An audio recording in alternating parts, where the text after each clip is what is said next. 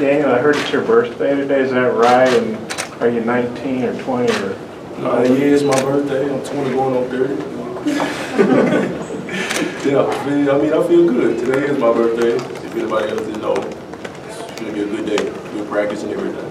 Is it kind of fun to have the first day of full practice and 2 days on your birthday, or is that a drag or what? Yeah, I mean, I'm doing what I love, so it don't do nothing to make my day better. Adrio, could you talk about maybe the progressions that you've made in your game in the offseason right here that you're maybe trying to extend your range? Yeah, my progressions in my game was mostly adjusting to my new team. You know, just working on little things that I didn't do like the previous year before. So I just, like predicated my game around my teammates to make sure we're better as a team. Daniel, can you talk about your decision to return back to the program and what motivated that? What mainly motivated was my mom and my dad. I basically had a long sit-down talk with them, and basically brought me back down to earth because it was crazy at the time as the process was going on. I mean, the decision I made is one of the decisions I'm basically proud of because I'm maturing more, and it's basically helping me become, better as a player and as a person. Yeah, for both guys, obviously you have a lot of newcomers, but I was curious what you thought specifically of Desi Sills and Isaiah Joe. What have you seen from those guys? I mean, Desi Sills, he's going to be our defensive dog this year, I feel. I mean, he brings intensity to the court. He's going to show basically all the fans a lot of stuff that he can do this year. And Isaiah Joe, I mean, he's bouncy, he can shoot the ball well, so he's going to surprise a lot of people also. Andrew, what's your take on that? I honestly feel like they have different styles of play, but their style of play fits, the fastest 40 basketball. So each of them are going to bring their own style of play to what we need and what we want for this team. Either one of you see anybody kind of taking command of the backcourt since you lose 3 senior guards from last year as far as running things on the point? Oh yeah, Jalen Harris has stepped up tremendously from what he's learned from Jalen Barford, Darryl Macon, Anton Beard. He's took all that, but added that into his own game. So like it's even better, in my opinion, and it's going to help us tremendously.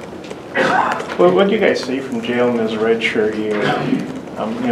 What did you stuff last year in practice and impressed you? What do you think of his redshirt year? I mean, the main thing that surprised me last year with him was how fast he can run. I mean, it's like he like the road runner with the coyote. I mean, there's basically no stopping to his speed, and it just goes on more. He's aggressive. He has a little thing he says he's the president of. It's called BGU, Big Guard University. So I vouch for that. Yeah, and also in his redshirt, I don't know how some people do like redshirt years. They kind of like slack and kind of just go through emotions. He was like eager and eager, wanted to be out there, eager to learn, stuff like that. So I feel like by him being able to, want to play, even though he had to sit out, that made him better as a guard, as a basketball player. You guys feel like he's going to be a guy that's going to do a good job of getting you guys the ball so you can finish inside? Without a doubt. Without a doubt. Jalen is a great facilitator, and that's going to be one of the main things he does when it comes to showtime and throw the ball. Could both of you guys speak on the versatility of this team, possibilities this year? Yeah, we have a lot of different pieces that add certain different styles of play into our system. So just like I don't even know how to say it in words. Just gotta just stay ready for SCBA basketball. It's gonna be a totally different atmosphere this year. Just Reggie changed for both of you. What is he going to bring to this team? I mean, Reggie, he's going to bring that dog mentality when it comes to, crashing the boards and stuff like that. I mean, he can shoot the ball well on the inside. He can shoot threes like pretty much any other person his size can. He's basically a dog, and that's what Coach Anderson wants. He wants dogs.